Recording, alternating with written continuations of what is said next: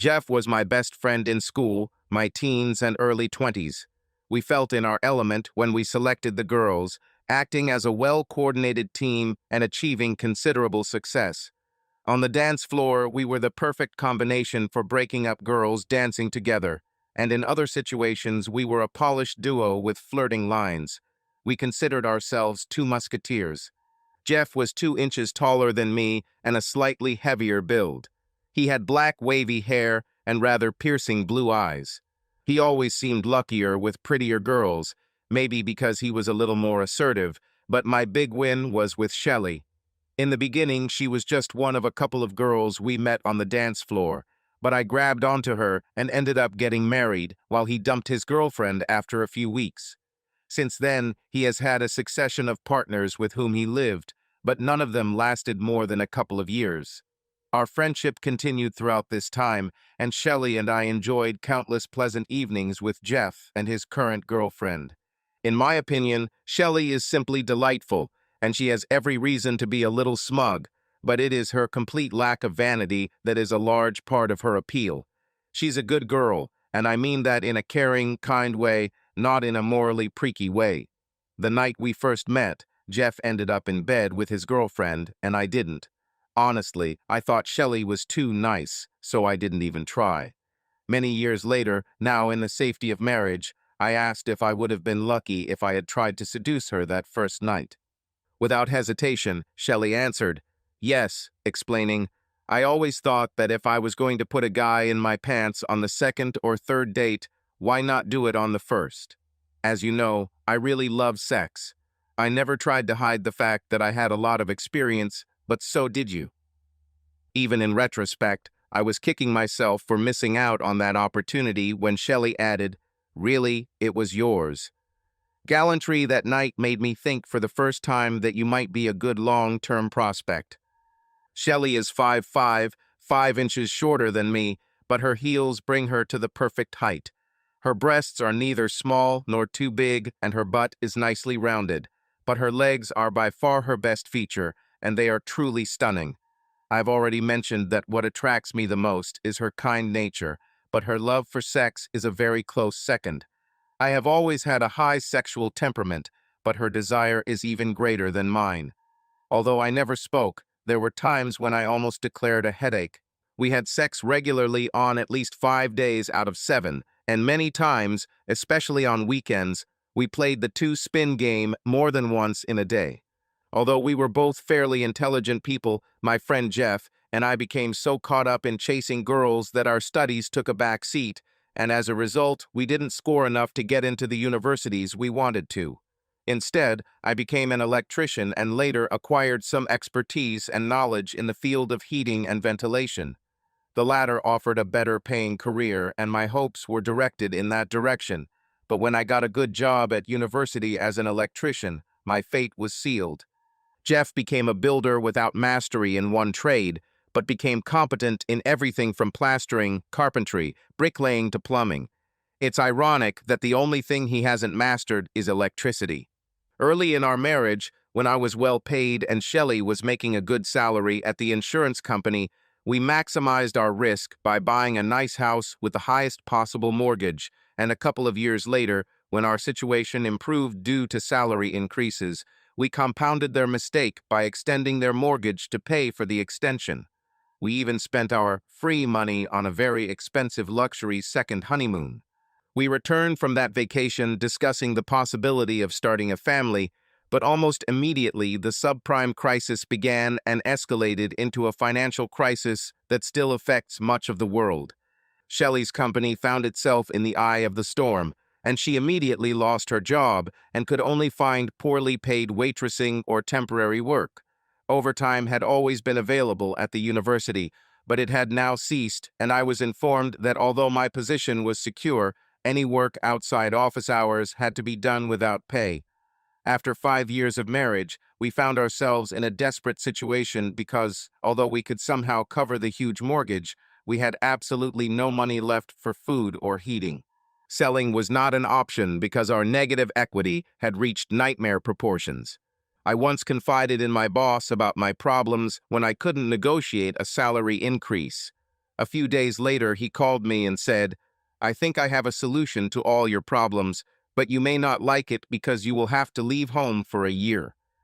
He was right. The thought didn't appeal to me one bit, but my position meant I couldn't refuse the offer outright. "How much do they pay?" I asked when my mercantile instinct took over. "Triple your current salary, and since you will be working outside the country, most of this amount will be tax-free." It changed my perspective because I immediately realized what a huge impact that amount of money would have on our lives. Where should I go? My boss laughed dryly. "You will spend a year in Antarctica at the Halley Research Station, located 15 kilometers off the coast on the Brunt Shelf. You will be there throughout the long 10-month winter period, when temperatures can drop to minus 55 degrees Celsius and the sun does not rise above the horizon for 105 days. During this period, there will be complete isolation. No one will be able to come or leave." How about a connection to home? Not good. There is a broadband connection for email and faxes, but there is only one channel, and it has to be shared between the 16 employees working during the winter. The speed is only a quarter of a normal home connection, so that means no downloading or uploading at all. In addition, communications may be completely disrupted for long periods due to weather conditions or solar phenomena. I laughed dryly. "You're not making that offer look attractive." "I do this on purpose. I researched all of this before I mentioned it to you because I wanted you to know exactly what you're up against. Honestly, I wouldn't want to do this myself, but even if I did, I'm not the one they're looking for. But that's who I am. They need an electrician, but your HVAC training is key.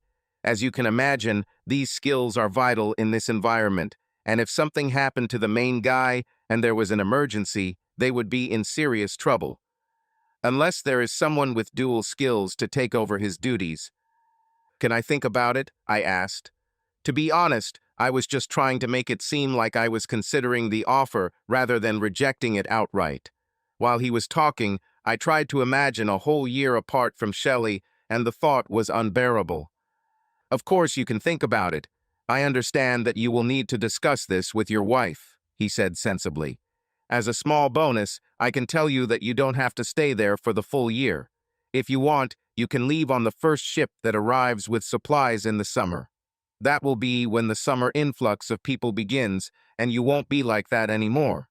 If you leave early, your salary won't be affected, but by then you might want to stay.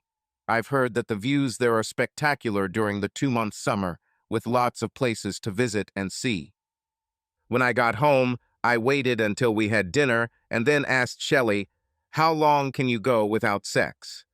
"A week at most," she answered automatically, and then added, "Perhaps longer if it's important for some reason." "What about a whole year?" "No way. What if it means saving our house? We will lose it unless some miracle happens." Shelley initially took it as a playful conversation about sex, but now she became very serious. "What happened? Ever since you were denied the promotion, I've been worried sick. I was offered the opportunity to work abroad for a year with triple the salary. The problem is that it is in Antarctica. I will be completely isolated most of the time, and the connection will be very poor. One very slow internet connection will be shared between 16 employees." I could almost see the numbers starting to spin in my wife's eyes as she figured out how much it was in money. "How many of these 15 will be women?" she asked. "I wouldn't want you locked away for a year with a bunch of horny women. They'll probably all be male, 2 female at most, and they'll likely be much older." "How can you last a whole year without sex?" Shelley asked, returning my original question. "When I get there, I won't have a choice," I said regretfully, "unless I'm having an affair with a man." I could say this with confidence because Shelley knew my attitude towards this. "I don't think we have a choice. It won't be easy, but we love each other enough to get through it," my wife said. We then discussed this endlessly before my February departure, but it was this short conversation that decided further events. When I told Jeff my plan, he shook his head in amazement and said, "You're better than me, Gunga Din. Just imagining what's waiting for you makes me sick. I explained about the fantastic salary and our mortgage woes, pointing out that even if we lost the house, it wouldn't end there because the remaining debt would leave us in debt for years. I understand better why you're going, but I still don't think I could do it, he replied. I'd probably rather rob a bank. In late January, as my departure date loomed ever closer, I took a break from Shelley and I's wild sex routine to spend an evening with Jeff. I specifically arranged this because I needed to talk to a friend alone. I want you to look after Shelley while I'm gone, I said, starting the conversation. That goes without saying. I would have done it automatically, even if you hadn't asked, he answered sincerely. Did you want something specific? I don't like the idea of her being all alone, so if you take her out every now and then it will help, like for a drink or a movie. It will be a pleasure, not a duty. The most important thing is that I would like you to do all the hard and dirty work around the house, all the things that I would do if I was at home. Your wish is my law, Jeff said with a grin, but then his face turned serious and he added, I'm just glad you can go there with peace of mind, knowing that your beautiful wife is in good hands. That's all. I saw him one more time before leaving to say goodbye, but I think he deliberately stayed away the rest of the time to give Shelley and I time to fully focus on each other. We took advantage of this and spent every available minute in bed for the last month, deliberately trying to make up for a whole year of love in a few weeks. As I boarded the train that last day, we hugged each other and swore eternal love before parting. 10 more people were waiting for us in Bryce Norton, and we were supposed to meet the rest of the staff for the winter period in Stanley, where they had arrived by other routes. We then flew non-stop on a TriStar to the Falkland Islands, with a refueling stop at Ascension Island. There was little communication during the flight. I think everyone was too caught up in their own thoughts, and I was certainly not in the mood to talk. After a couple of days of rest, we were taken to the edge of the shelf by ship, and then to the base, a distance of about 15 kilometers, on snowmobiles pulling a sled with a load. Upon arrival, we all circled around, looking in some awe at what would be our home for the next year. There were 3 buildings in total, and I heard that the residential block weighed 50 tons. It was installed on stilts. I read that this was the 5th version of the research station. The previous buildings stood at ground level, but with annual snowfall averaging 1.5 meters, ice accumulation eventually destroyed them. It was reassuring to know that this prototype was being brought up regularly to prevent this from happening again. The temperature that day was a couple of degrees below zero, but it didn't feel particularly cold. Of the 16 people locked together for the next 10 months, 3 were women. The only scientist among them was a lady who looked to be in her 50s. With short hair, a strong, fat woman with a serious, unsmiling face, she gave the impression of either a gay woman or completely asexual. She was studying the effects of long-term isolation, I think in the context of future settlements on the Moon or even Mars. The other 2 were kitchen assistants, and both were unusually attractive women. Sue was married to Rob, one of 3 electronics technicians who became my best friend for the winter. The third girl was Mimi, and she was something special. She was short, no more than 5'2", with masses of curly brown hair and dark, sparkling eyes. A beam of energy, she instantly attracted attention. Her breasts were slightly large for her small frame, but her buttocks were her real decoration, so to speak. I think the term bubble butt is usually used to describe her type of ass, but it doesn't really capture the phenomenalism that Mimi had. As she walked away, her magnificent bulging buttocks moved independently of each other, and this was enhanced by the sensual, form-fitting nature of the soft ski pants, which always made me salivate involuntarily. Her attractiveness did not go unnoticed, and she soon gained several admirers. From the very first days, I began to spend my free time in the company of Rob in the common room, and at first Sue joined us. In her figure, appearance, and even character, she very much reminded me of my wife, and it seemed to me that being in her company made me miss home less. Rob was also very similar to me, and I think that was the reason we hit it off immediately from the moment we first met. Although in many ways they were a mirror couple to Shelley and I had a feeling that something was wrong between them, as if there was some internal conflict lurking beneath the surface affection, but it was several weeks before I found out what it was. Case, although time soon became relatively meaningless due to the almost constant darkness, mealtimes, if nothing else, kept us on a relatively normal schedule, with most work done between 8 a.m. and 4 p.m. This meant that the computer was accessed for 8 hours between now and midnight. Since 16 people had to share one computer, each was allocated half an hour a day. At first, there was a lot to talk about in the letters home. I described my new life, and my wife told me how she was coping with my absence. But soon, when everything became monotonous, there was nothing to say. We switched to love confessions and filling letters with conversations about our unsatisfied desires, but soon realized that this only made us worse. At first, Shelley talked a lot about Jeff and how much he helped, but then his name began to appear less often and then disappeared completely. I was pretty busy the first couple of months checking electrical circuits and making repairs. This turned out to be a blessing disguised as a disaster because I had little time for sadness, and I usually fell asleep so tired that sleep came easily. It wasn't until life became more settled that the pain of separation became acute, and I constantly worried about how my wife was coping at home. I liked to stay late in the common room to keep my mind occupied because I knew that alone in bed my thoughts would be filled with Shelley and the awareness of my state of deprivation. One day, there were only 4 people left in the room when Mimi sat down next to me. "I like you," she declared. "You don't talk much, but your eyes are very expressive." Not knowing how to respond, I simply smiled, to which Mimi replied, "And I think you like me too. I noticed how you look at me all the time." "Sorry, I didn't mean to," I muttered, but my apology was met with a wide smile. "Don't worry, I love being looked at. I would think I was losing my charm if men didn't pay attention to me. Which part of me do you like to look at the most, my breasts or my butt?" "On your ass," I answered enthusiastically without thinking. "Thank you, kind sir," Mimi said with a big smile. "This is the correct answer, and it gives you the right to become a member of my fan club. Right now, I have a vacancy." I was almost sure what she was suggesting, but I still needed to clarify. "What exactly does this fan club mean?" She laughed.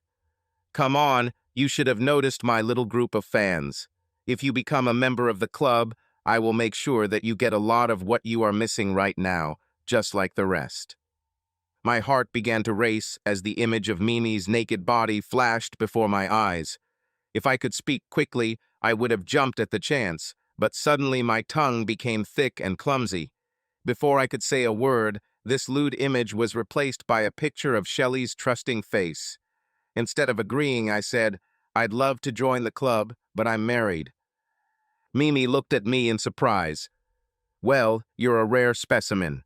Most of the men I like are married, but luckily for most of them, it doesn't matter." "How many men are there in the club?" "You'd be 6th.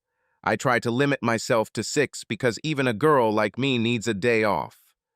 Mimi paused and then laughed. "It was a joke. I'm quite capable of serving 2 or more of my fans in one day." "What happened to the former number 6 that fell out of favor?" "He started to get possessive, which is a cardinal sin, so I sentenced him to a dry spell. Don't worry, I'll take him back when he learns." I was stunned. Moreover, I already bitterly regretted that I had refused the offered vacancy. Mimi seemed to sense my hesitation. "You can become an associate member. There are plenty of other things we could do to relieve the stress you're feeling." I was confused, my thoughts racing rapidly between alternatives. Taking a deep breath, I said, "Mimi."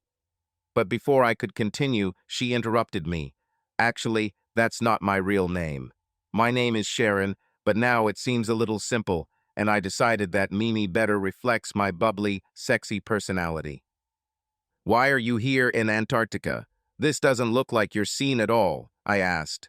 I wasn't particularly interested, but I desperately wanted to change the subject away from her offer to become an associate member. "I love sex, I can't get enough of it, and I like variety. I live in a small town and had pretty much exhausted all my options, so I was looking for new horizons when I saw an advert for a job here. Up to 15 horny men locked together with no way to leave for 10 months of the year. I thought it would be like shooting fish in a barrel, and I'm glad to say that's exactly what it turned out to be. The only problem was sneaking out without everyone realizing what was going on. Mimi said this with a big smile on her face because we both knew she was clearly not coping with it. I got up. I enjoyed the conversation, but I knew that my resilience would begin to crumble if I was left alone with her availability any longer. I said something nice about how much I enjoyed our conversation and started to walk away, but Mimi had the last word. There are many more months left, and you are sure to become even more desperate than you are now. When that happens, a proposal remains valid, even if by then I'll be having sex with the entire station. After about 5 months, I began to worry that Jeff had neglected my wife, and I mentioned my concerns to her. She replied that I was wrong because he was still as attentive. There was also a letter from him in which Jeff assured me that he was checking on Shelley's needs daily and that he had done everything I asked of him and more. Those last 2 words, and more, began to bother me. I began to worry about what they could mean, and frankly, I became paranoid. It got so bad that I mentioned it to Shelley. Her explanation made me feel like a complete fool when she said he was just doing all the repairs I told her about but never had time for. I assumed that Rob and Sue were hired as a couple and was rather upset to learn that she was hired independently. I cursed myself for not trying the same. My wife was an excellent cook and could have easily filled the position, and if she had been there to share my bed during those long months in Antarctica, a year would have turned out to be much less painful than it was. However, one day, while talking to Rob alone, I learned that I was wrong. He explained that his wife's work was given priority, and he only applied for his position when it was accepted. You see, he explained, I didn't come here for the money. My goal was to get Sue away from our home environment. The point is that she was having an affair.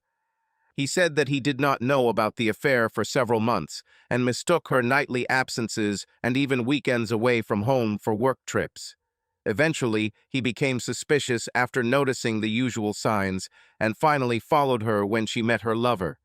There was a confrontation during which Sue claimed that she still loved him and the affair was just a fling.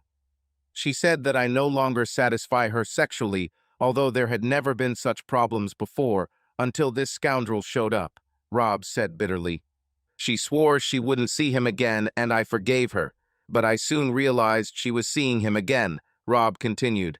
It wasn't as bad as before, but I could tell she was still sleeping with him. Sue said she still loved me, and I believed her, but it seemed like she couldn't handle it. I think she was attracted to him. There was no point in starting a showdown again if I wanted to keep her, because I had no more threats left, so I got us a job here and told her that it would be proof of her love if she agreed to go with her. He laughed.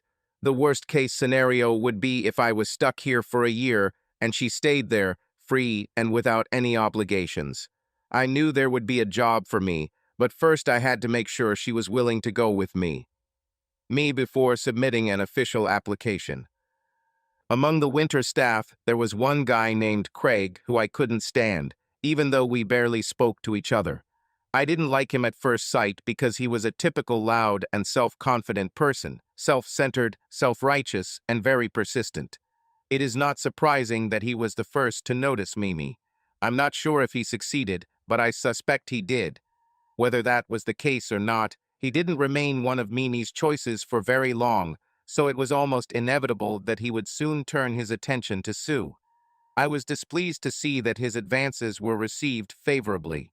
I mentioned this to Rob, but he just shook his head helplessly, saying, I've been afraid of it since we got here, because he's almost a carbon copy of the bastard who stayed at Derby. This new situation continued to escalate. At first, Craig only showed attention to Sue when Rob wasn't around, but they soon began chatting openly in the family room, even when Rob was there. Similarly, at first they only tried to have privacy when Rob was away, but then they stopped pretending, and one day Craig and Sue walked right in front of her husband, holding hands, going to find a place to have sex. Throughout the year, I was constantly horny when I was around Mimi, and I think she understood this very well. In fact, I suspect she was deliberately putting herself out there for me. Also, whenever she went for secret pleasures with her next chosen one, her eyes always met mine right before she left the room. All this, coupled with the obvious sexual activity of my friend's wife, made my forced abstinence especially difficult to bear. Due to my depressed state, I perhaps empathized too much with my friend, and one day I unexpectedly said to myself that I didn't know how he could stand it. "It hurts at first, but it gets easier with time," he assured me. "I still have sex with my wife, and she always claims I'm the only one she loves, but she says Craig gives her something she needs." Midwinter's Day was the main event of the year, with a week of celebrations culminating in a great feast on the day itself. Before the meal, there was a tradition everyone ran naked around the base, weather permitting. This happened even if the temperature outside was 30 below zero. We were allowed to wear a hat, boots, gloves, and a scarf, but nothing else. This made it possible to protect the limbs from frostbite, but left one important place unprotected from the icy air. The female scientist refused to participate, declaring that she was an observer and not a participant, but both of the other women undressed happily. After dinner, the BBC Overseas Service broadcast a special program connecting us with our families. Various relatives gathered in 4 locations, each of which was covered by film crews for outside broadcasts. As Shelley approached the camera to make her entrance, I spotted Jeff among the small crowd sitting behind her, and as if sensing that I had noticed him, my friend raised his hand and waved. Seeing Shelley lifted my spirits incredibly. I expected to see her face as tense as I felt, but instead she looked radiant and content. Unlike everyone else, I only had 4 months left, but with endless days turning into endless nights, at times it felt like it would never end. I remember little of this terrible time, and if it had not been for my friendship with Rob and the joy of seeing Mimi, I might have sunk into a deep depression. I tried to avoid the topic, but when I was about a week away from returning, I asked Rob about his family situation. "It's okay," he said. "Nothing has changed, but I've probably come to terms with it. Sue still loves me very much and refuses me nothing. If it weren't for the fact that she sleeps with Craig all the time, you could say that we have a perfect marriage. You only have a couple of months left before you return, and then everything will be over," I offered as a consolation. Rob shrugged. "We're not going back to Derby, but wherever we go, I think she'll find someone else. I think that's her nature." As I was ready to leave and making my rounds saying goodbye, Mimi came up to me, stood on her tiptoes, and gave me a warm but chaste kiss on the lips before saying, "I hope your wife appreciates what she has, because you are a worthy man." At that moment, for the first and last time, I regretted not staying for the summer. It seemed like I was in for a real treat, as there were many places to see, including a large colony of emperor penguins living nearby. The research station's population is said to swell to 70 people during the summer months, most of whom are scientists, but there are also tourists among them. Usually winter staff are hired in advance, but I was hired at the last minute to fill an emergency vacancy. The reason I was able to leave early was because my replacement said he wanted to go to Antarctica for 2 summers. I instructed Shelley to wait for me at home, since my difficult return was rather unpredictable.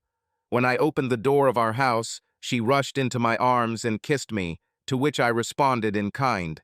But almost immediately, I felt the first slight disappointment. Pulling away from her lips, I suggested we go straight to bed, but she replied, "Perhaps you would like to sit down and talk or eat something first." It was a small thing and perhaps a reasonable suggestion, but if I had said the same thing before leaving, she would have rushed into the hallway, tearing off her clothes, and would have been lying on the bed, naked, when I came to her. We made love, but then, and the subsequent times we had sex, Shelley did not seem to express the pent-up desire that I had in abundance, and her passion seemed even less than before I left. She seemed to have lost her sexual appetite. This worried me a little, but I decided I was just expecting too much. We had a lot of gentle sex, and the day before Christmas we spent time either visiting her parents, my parents, relatives and friends, or in bed. Even when we had no energy left for sex, I enjoyed lying next to Shelley, knowing that I could reach out and touch her. I wondered why Jeff didn't show up, but then I realized he was purposely staying away so as not to distract me from what he knew was my top priority. He ended up visiting on Boxing Day, and the three of us had a nice long evening. I was somewhat embarrassed by his obvious desire for memories because he constantly wanted to talk about our youthful antics and about our credo, one for all and all for one. He got sentimental at times and had a strange look on his face when he left. Unusually, Shelley didn't go to the door to kiss him goodbye, but I thought she was just upset with him for seemingly ignoring her all night. 2 days later, he returned again.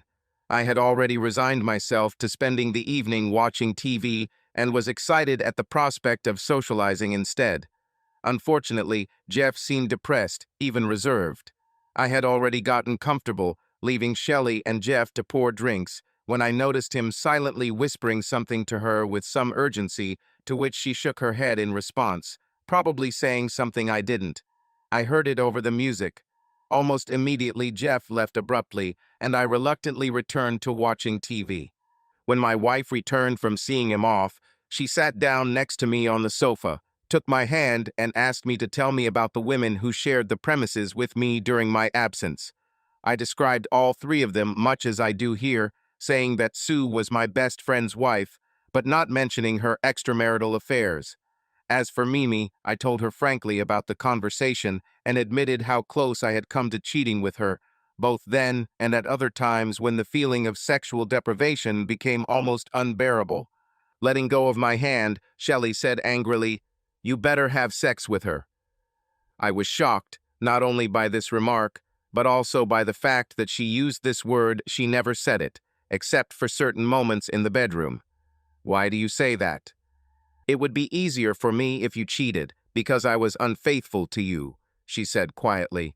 It was what I half expected. I was very close to cheating, so I knew how easily it could happen. I also knew that Shelley had much more potential than I did. "With whom?" I asked. "With Jeff." This really amazed me. He was the last person from whom I expected such betrayal. How often? Many times, so many that I lost count. "When did this start?" "About 3 months after you left. I thought I could go a year without sex, but even then I was going crazy with desire.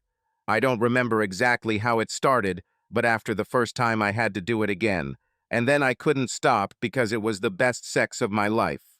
"Did you spend whole nights with him?" "For some reason, it seemed important to me." Shelley nodded. "Alan, I'm not going to lie, he's been practically living here for the past few months. He even took me on holiday to Portugal for a week. He paid for everything before you even asked." "Did you use our bed?" "Yes. At first, we only did it downstairs. Then we moved to the guest bedroom. But our bed is much bigger and more comfortable, so it was stupid not to use it." "You and him had sex in our bed right before I returned?" "No, we stopped a week before your arrival, but only because I wasn't going to tell you, and we didn't want to accidentally leave behind any evidence that you might find," my wife honestly admitted. This gave me another unpleasant thought. "Did you do things with him that you never did with me?" "Yes, we did, but I would prefer not to talk about it.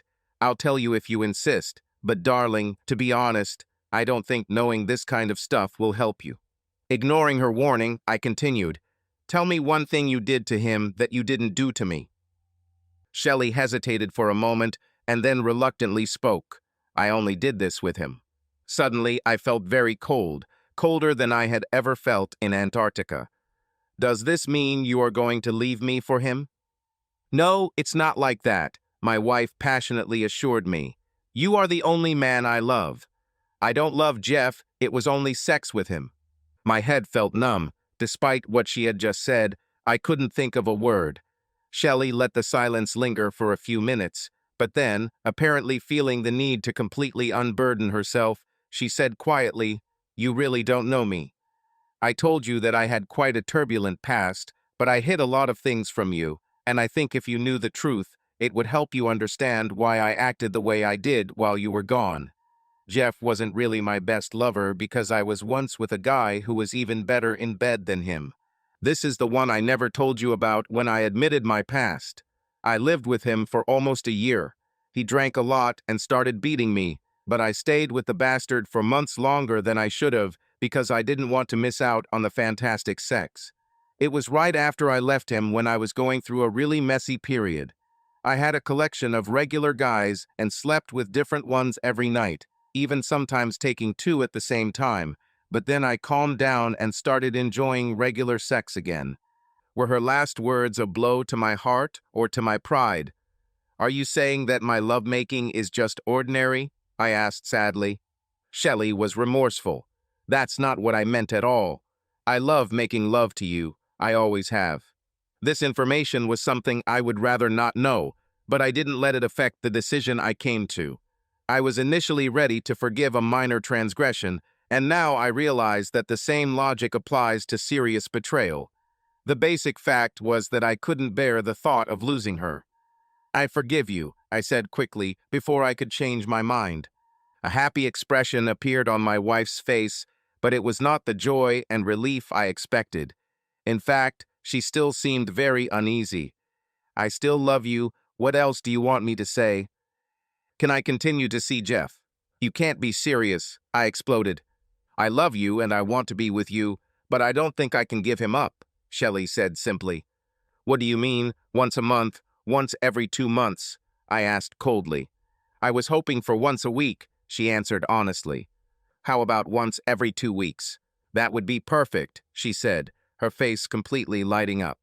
"You must think I'm crazy," I told her angrily. "I don't want to see that damn bastard Jeff anymore, and if I find out you were dating him after this, it's over between us."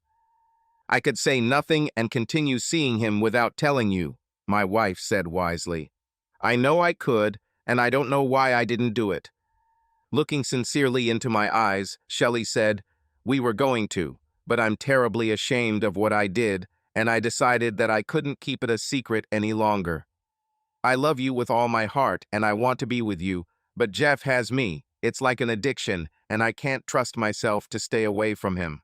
I can't bear the thought of cheating on you again, but I was hoping you would let me have sex with him one more time." I knew she was telling the truth, and it made me realize that things weren't as simple as I thought. I was overcome with confusion. "I can't talk about this now. I need to think it over thoroughly, and my mind is not working at all at the moment," I told her. "I'll give you an answer in a day or two, but I have absolutely no idea what it will be." With these words, I stood up and left the room. That night, I slept in the spare room. The next day, we were polite to each other, but I found it unbearable to be in the house facing my wife's hopeful looks, so I left and wandered the streets most of the day. The end of December is not the best time for long walks in the fresh air, although I was somewhat hardened by the cold. The next day, I went to the university to my workplace. My boss immediately suggested that I return home. He said, "You're not expected until mid-February, so why don't you and your wife go on holiday somewhere warm? I'm sure you can afford it." I said I preferred to work and didn't need a salary, but he said my temporary replacement was on a 1-year contract and he probably wouldn't like it if I interfered.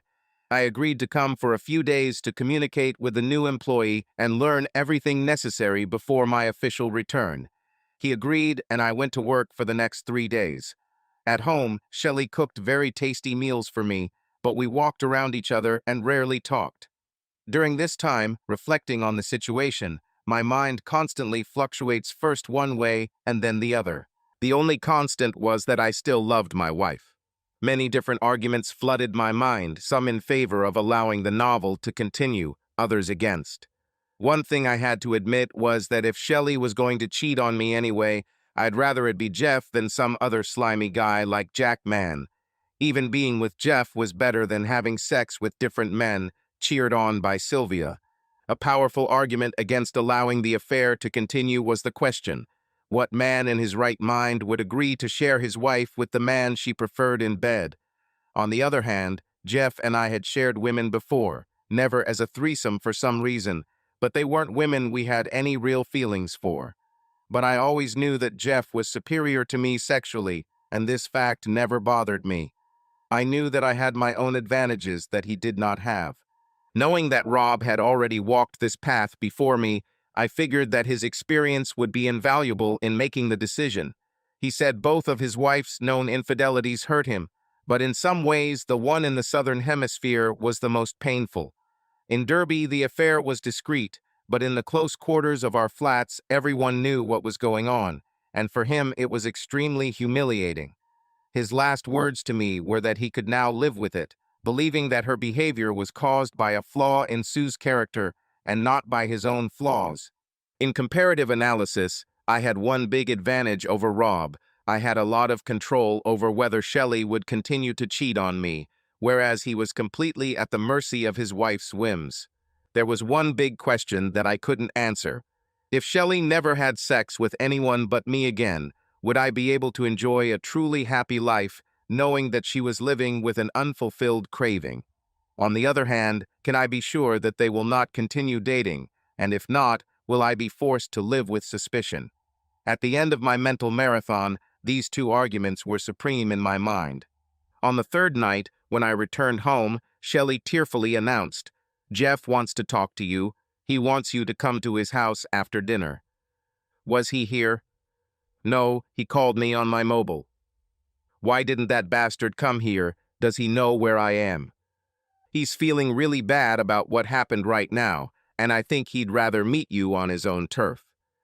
No wonder, I said, but no more words were spoken before I was at the door of his apartment. Hearing, "Come in," I pushed the door and entered. It led straight into the living room, and Jeff stood across from me, about 10 feet away. Whether by chance or design, he was wearing only a shirt and sweatpants and had no shoes on his feet, making us practically the same height. "Come and punch me in the face," he suggested. "I won't dodge or fight back, so apply a good hit because I deserved it." "You're an insufferable bastard, complete crap," I told him. Jeff cowered under the verbal spanking, but did not respond. "I'm not going to get my hands dirty by hitting you. I just want to know why," I said calmly. "I considered you a brother." Brothers are even more notorious for such betrayals than best friends. "So you admit that it was a betrayal?" "Absolutely, but that was not my intention from the beginning. Honestly, I thought I had your best interests at heart." "Did you think you were acting in my best interests by having sex with my wife?" I repeated in disbelief. "Please explain." "It's quite a long story, so can I get you a drink, a beer, or a whiskey?" "I think I need something, but better pour a beer. I'm driving," I said, walking forward and sitting down in a chair without an invitation.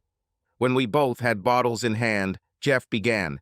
"At first I was a good friend, doing everything you asked, and spending a lot of time with Shelley, talking about everything.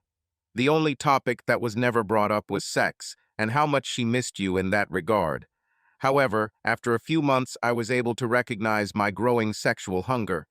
It's in the eyes. Both you and I know the signs. What was even more alarming was the way she kept throwing glances at me." Jeff paused to light a cigarette. "She said she misses it even more than she expected." At this point, my ex-friend became noticeably nervous, and I realized that things were getting closer to the sexual part. Then, on one visit on Saturday afternoon, Shelley was very excited and told me she was going to the club that evening with Sylvia. Well, Sylvia is a real little woman of easy virtue, and I knew that she was just waiting for the opportunity to lead your wife astray. This made me worried, so I found out the name of the club they were going to and went to the same place that night to keep an eye on them. They came late, and at first I was afraid that they had gone somewhere else, but when they finally showed up, I barely recognized your wife. Until now, I had been silent, but now I had to ask what had changed in her. For starters, she was dressed in very revealing clothes that I had never seen on her before. I suspect they were things taken from Sylvia, and besides, it was obvious that she had already had a fair amount of alcohol. When they hit the dance floor, every man in this place immediately knew that she was ready for anything. Within seconds, they were surrounding her like flies, with Jack Mann leading the pack. With their legs almost completely exposed, who could blame them? Do you remember Jack Mann? He called himself the man, and with good reason, because the bastard was a magnet for women. The problem is that this guy is a real creep, and every one of his victims ended up feeling used when he abandoned them. You'd think a reputation like that would spread quickly, but that didn't stop the stream of stupid women trying to fall into his clutches. At this point, Jeff needed another drink, but this time he skipped the beer and poured a generous amount of whiskey into his glass. He raised the bottle to me, but I refused. Continuing, Jeff said, "Soon Jack had all the other contenders removed, and he and Shelley started dancing dirty. Everything was going the same way, and I couldn't bear the thought of Jack's dirty hands on her. So I stepped in, grabbed Shelley's hand, and told her I was taking her out of there. Jack was clearly not happy, but he knew who I was and backed off. I put her in a taxi and took her home." "What happened next?" I asked. I didn't mean to speak, but the words came out of my mouth. I laid her down on the sofa and then went to make us some coffee, but when I returned with the mugs, she had either fallen asleep or was unconscious. I put the mugs on the floor and put my hand on hers, hoping to wake her up. At this moment, Shelley opened her eyes. She extended her hands to me and said, "Please, Alan, I'm only human." It was pretty obvious that she was going to have sex with someone before you got back, so I convinced myself that I was better than Jack Man or any of the other horny bastards that were there. I knew it wouldn't be an isolated incident because she would need a top-up before Christmas.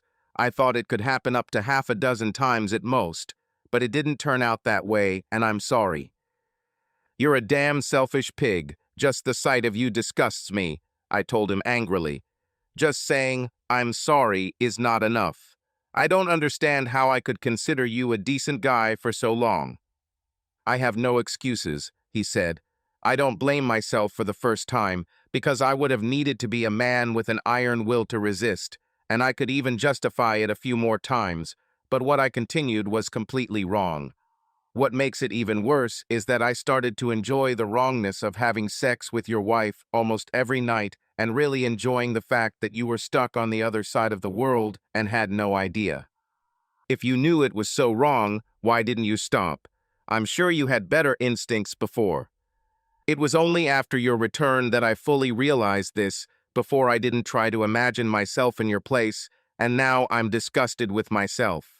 It's been less than 3 weeks since we stopped, and I'm already going crazy, so I'll never know how you managed to stay sane for so many months." I could understand how it all happened. However, I couldn't think of anything to say because my mind was too filled with images to formulate words. After a few minutes of silence, Jeff said, "The irony is that, if not for a quirk of fate, our roles could have been reversed. I could have been sitting in your place, and you could have been sitting in mine." "Why the hell did you decide that?" I asked sharply, feeling a new surge of anger. "Remember when we picked up Shelley and Claire that first night? Shelley was the one I liked, mostly because of her legs, and as the four of us danced languidly together, she and I seemed to click. I thought the pairings were already decided, but when I returned from the bar with drinks, you were already sitting with Shelley. If you went for drinks, it would be the other way around. At the time, I thought it would be a one-night stand, a couple of weeks at most, so I decided to give you the opportunity to be with a girl this time. If I had known how everything would turn out, I would have competed with you from the very beginning." He smiled sadly. "Just imagine if I were the one who won Shelley, then I would be the one who bought the house, and you would be content with rented accommodation. It would be me with mortgage problems. I would spend a year at the bottom of the world, and I would be sitting where you are right now, deciding whether to kill me." He paused and then said, "You're the one Shelley loves. Despite what I just said, I never had any intention of trying to take her away from you, and I still don't have any. You have to believe it." It was a natural introduction to discussing Shelley's statement that she wanted to continue seeing Jeff, but I just couldn't do it. Standing up, I said, "I'm not sure I ever want to see you again, but as a sign of respect for our past friendship, I will shake your hand." Jeff immediately rushed to take advantage of this small act of generosity, and I left without another word. When I returned home, Shelley looked at me worriedly. "What happened?" "We didn't fight, if that's what you mean. He brought me a drink, and we talked. About what? We talked about you and what happened while I was gone. What exactly was said? I knew she was desperate to know if her desire to continue the relationship had been mentioned. I told him I didn't want to see him anymore, if that answers your question, I said. But I know what you want, and I'm still thinking about it, I told her. But one thing is for sure. If I agree to continue your meetings, it will take place at his home, because I definitely don't want him to appear in this house again. Expect my answer to be no, and for now you should be glad I'm not talking about divorce. With an effort, Shelley suppressed her disappointment and asked, "What else were you talking about?" I told him he was a dishonest bastard. He's not the only one to blame. I think maybe I was worse than him.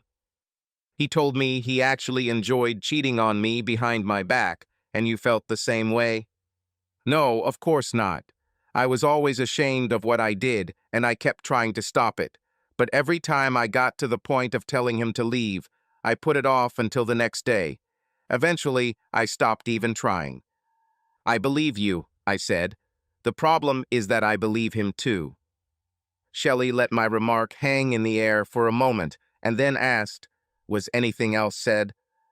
Jeff argued that if we had been assigned differently on that very first night, he would have been the one you would have married, and our positions would now be opposite.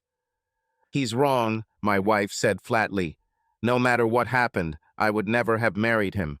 I admit that on that first night, I would have been glad to have stayed with him, and was a little upset when things turned out differently, but very soon I was glad that it turned out that way. Firstly, as you now know, his character cannot compare with yours. I understand perfectly why he cannot keep a girl for more than 2 years. I've always been attached to Jeff, and this past year hasn't changed anything one way or the other, but I could never love him the way I love you. He's just not as charming as you, but maybe that's why he's better in bed. Her last remark did not make me feel better, and I went to my lonely bed. The next day, I found it difficult to stay in the house, faced with Shelley's hopes, so I began to spend time in the pub. It was obvious from her exhausted face that she was torn between her love for me and her desire to be with him, and I knew that I could very easily give in, just to return the smile to her beautiful face. Last night, I noticed Jeff drinking at the bar, but I deliberately avoided him and took my drink to a table. In less than a minute, he sat down across from me, and it was obvious that he had been drinking for a while. "I don't understand why you won't agree to me sleeping with Shelley sometimes," he blurted out as soon as he sat down. "After all the sex we had this year, what difference would it make if it happened a few more times? I love her too, you know. I don't want to take it away from you, but I need to touch it sometimes. When I was in Antarctica, I didn't know what was going on, and when I came back it was already in the past. But can you imagine how I would feel, watching her go, knowing that she was going to spend the night in bed with you? It doesn't have to be all night. It doesn't matter, it's the fact itself that matters." Jeff suddenly looked almost sober as he said quietly, "I can very easily imagine how you would feel, because that's exactly what I've felt every time I've been with you too, since you got married and even before that. I was always tormented by the fact that she would end the evening lying naked next to you and not with me, and it didn't matter whether I had a girlfriend at the time or not. I've been looking for my own Shelley for years. Why do you think I can't last longer than 2 years with any woman?" I stood up and told him, "Come to our house at 8 o'clock tomorrow evening. I think I have made my decision." Jeff rang the doorbell and walked in without saying a word when I opened it. I took him into the living room and sat him down in one of the chairs. Then, after distributing the drinks I had prepared in advance, I deliberately sat down next to Shelley on the sofa opposite him. Before I could speak, Jeff said, "Please let me say this first. If you decide that you can't afford to continue to see your wife from time to time, then I will leave this area and move to some distant place. Countries or even abroad. Otherwise, I know I'll be trying to date Shelley behind your back, and I think she'll have a hard time resisting that. The only honest solution is to remove yourself completely from temptation." "I don't think I can let you do this," I said. "Your whole life is here, family, work, friends, in general, everything you know. It's too much of a sacrifice. Then what are you suggesting? I might be tempted to agree to what you both seem to want, but there's one big problem that's stopping me.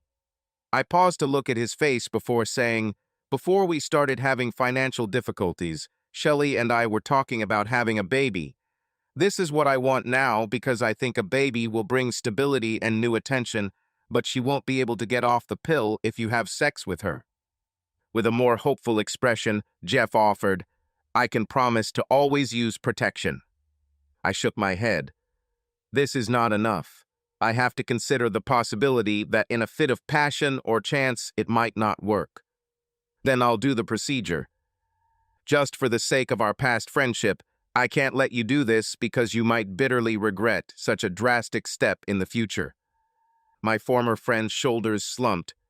Then I don't know the answer, he said helplessly. I've been thinking about this for a long time. I haven't really thought about anything else for the past few days, I said. This is what I came to. You and my wife can continue to have sex, but under fairly strict conditions. I think it could take up to 6 months for Shelley to get pregnant, and you two won't be able to be together during that time. In fact, I'm going to double that because I just went through a year of hell, and I don't see any reason why you shouldn't go through the same thing. I want you both to promise that you will not date or contact each other during this time, but if you can make it through this year, then you can spend the night together every other Friday. After my small statement, there was complete silence. I think neither of them was seriously expecting my proposal, but they also understood that they would have to go through torture to get what they wanted. After a while, Jeff said, I'm just thinking about the no contact clause. You could email your wife while you were away, so you didn't feel completely disconnected. It was a fair point. I tried to be fair, and this limit did seem a bit harsh, so I relaxed it by saying, okay, no voice contacts or text messages, but you can exchange 1 email per week. Jeff thanked me and Shelley smiled in appreciation of the relief, but nothing more was said, and after a moment I said I was going upstairs for 15 minutes to give them a chance to discuss the situation in private. I gave them a good 20 minutes before I came back because I wanted them to say goodbye. I was well aware that they would have the opportunity for physical contact, but I could live with that. When I returned, they were still sitting exactly as I had left them. I noticed from Shelley's lips that they had kissed, but did not notice any irregularities in clothing. Jeff stood up with the clear intention of leaving, and I walked him to the door. Before going outside, he turned and said with forced cheerfulness, See you in a year, I hope. Shelley couldn't find the words to express her thoughts about what had happened, but that night I think she expressed her gratitude by being especially affectionate. During that year, I probably should have been more vigilant, but I wasn't. I decided that they were both decent people who had simply found themselves in a situation that was stronger than them, and besides, I believed that they had too much at stake to risk it for a couple of short meetings. Shelley openly demonstrated her transparency, giving me her email password and even inviting me to read Jeff's letters to her. She also left her cell phone in plain sight so I could check it, but I didn't take advantage of any of those offers. In one small aspect, I made a protective gesture. My assistant at the university complained about the workload, and in the end, I was assigned an assistant. He was a retired electrician who came in for a few hours a week to supplement his pension. There was always the opportunity to compensate for unpaid overtime with additional time. Before I didn't care about this, but now I took advantage of it. I started coming home unexpectedly from time to time, sometimes picking up my wife after work at lunchtime, sometimes coming home early, and sometimes showing up in the middle of the day. My new assistant provided an excellent excuse and kept my actions from seeming suspicious. By the end of March, the pregnancy test came back positive. Shelley must have told Jeff by mail because I received a short letter from him congratulating him and telling him that he was just as excited about the baby's arrival as I was. I knew this was true because the birth of the child was predicted just a few days before the end of his year in seclusion. About a couple of weeks after that evening when I made the decision, I noticed that my wife had returned to her previous sexual desire. I knew I had to make the most of this time because it was almost certain that this desire would disappear when Jeff came back into her life. Pregnancy could also shorten this hunger period, but I realized that with the arrival of children, some aspects of early sexuality tend to disappear in most couples. Our daughter was born on Boxing Day, and we named her Denise. I wasn't at all upset that Jeff's return would deny him the immediate marathon of sex he might have been hoping for at some point. My doctor ordered me not to have sex for at least a month after birth, and there was no reason why he couldn't follow the same rules. This was something of a relief, as it allowed me to gradually get used to the fact that I would be sharing my wife. After Jeff had pre-cleared this with me by mail, he arrived at our house on the appointed day with gifts: a diamond bracelet for Shelley, a 20-year-old whiskey for me, and a stuffed animal. The initial greetings were mutual, and I watched as Jeff and Shelley embraced with such passion that it didn't really bother me anymore. I pointed out to him that although our agreement allowed him to take her home for the night, this was not possible at the moment due to her breastfeeding schedule. This same logic also ruled out anything for the entire night. I said he could spend a couple of hours alone with Shelley while I either went to the pub or, if they preferred, stayed downstairs and looked after Denise, so they didn't face any interruptions while in the bedroom. They chose the latter option, or at least that's what Shelley thought. This was my first experience of what Rob had talked about before: sitting and waiting while your wife has sex with another man. It was much less painful than I expected, but I knew it would be much worse over time when sex became possible again. When they got downstairs, Jeff was visibly agitated and wanted to leave immediately, while Shelley fell into a reverie again and couldn't meet my gaze. At the door, Jeff shook my hand and asked if we could be friends again. I told him that I didn't see any reason why not, because I really missed his friendship. When I returned, I tried to kiss Shelley, but was surprised when she resisted a little before finally giving in and returning the kiss with full feeling. Over the next few months, the situation gradually became more normal. Shelley and I gradually returned to our normal routine, and Jeff still continued to come every 2 weeks, as we had agreed. I knew that our relationship would never be the same, but perhaps this was what was necessary to save the marriage. Over the next few months, the situation gradually became more normal. Shelley and I were slowly getting back into our routine, and Jeff continued to come every 2 weeks, as we had agreed upon. I knew that our relationship would never be the same, but perhaps this was what was necessary to save our marriage. Every time Shelley went to Jeff's for the night, it hurt me. I felt jealousy squeezing me, but I tried not to show it. Knowing that I had agreed to this arrangement, I tried to suppress negative emotions, thinking that perhaps this was better than losing her completely. Every time she returned, I noticed that she became a little more withdrawn, and this hurt me even more. But I continued to convince myself that all this was for the sake of preserving our family. As Denise grew older, she began to take up more and more of our time, and this somewhat distracted me from thinking about Jeff and Shelley. I immersed myself in caring for my daughter, and it really helped me through difficult moments. Shelley and I began to enjoy our family life again, and although the memories of what happened still weighed heavily on me, I learned to live with it. A year into this arrangement, I began to notice that Shelley was mentioning Jeff less and less. I didn't ask her, but I felt that their meetings had become less important to her. One evening she came home, and without saying a word, she came up to me, hugged me tightly, and whispered that she loved me more than ever. I saw sincerity in her eyes, and it gave me hope that our lives could return to normal. A few more months passed, and Shelley herself suggested stopping meetings with Jeff. She said she realized how much she loved me and how important our family was to her. I felt a huge relief when I heard this. We decided to talk to Jeff, and although he was disappointed, he was understanding of our decision. Since then, our life has taken a new path. Of course, the past cannot be erased, and the wounds left by these events will never completely disappear, but we were both determined to build our future together. We continued to work on our relationship, and over time I began to notice that our connection only became stronger. We started planning our future again and thinking about having another child. Looking back now, I realize that this painful experience helped us both realize how important we were to each other. He forced us to face our fears and doubts, and we ultimately came out of that ordeal stronger and more loving. We are still together, and now I am sure that our love can overcome any obstacles. Subscribe to our channel so that your love doesn't cheat on you, and go ahead and listen to the next story, because this story is nothing compared to the next one. If you're under 18, don't even think. Click to the next one. Click to the next one. Click to the next one. Click to the